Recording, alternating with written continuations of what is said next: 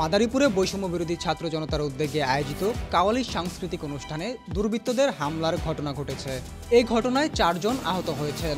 15 September বিকেলে মাদারীপুর জেলা শিল্পকলা একাডেমিতে এই ঘটনা ঘটে। গতকাল রোববার বৈষম্য বিরোধী ছাত্র আন্দোলনের উদ্যোগে কাওয়ালি সঙ্গীত অনুষ্ঠানের আয়োজন করা হয়। হঠাৎ জুবায়ের আহমেদ নাফিস, মুন্না কাজী সহ কয়েকজন লোক অতর্কিতভাবে অনুষ্ঠান স্থলে এসে আয়োজকদের উপর হামলা করে। এতে বৈষম্য বিরোধী ছাত্র আন্দোলনের 4 কর্মী আহত হয়। পরে আহতদের উদ্ধার করে মাদারীপুর সদর হাসপাতালে ভর্তি করা হয়।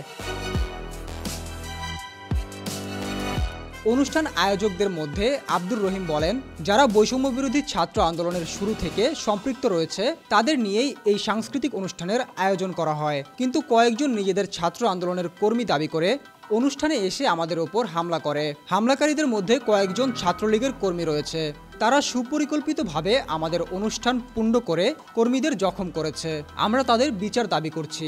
মাদারীপুর সদর থানার ভারপ্রাপ্ত কর্মকর্তা HM সালাউদ্দিন জানান, পুলিশ ঘটনাস্থলে আসার আগেই ওই হামলার ঘটনা ঘটে। এই ঘটনায় লিখিত অভিযোগ পেলে বিষয়টি তদন্ত করে মামলা নেওয়া হবে। মোহাম্মদ আলিফ মিয়া, দ্য মেট্রো টিভি।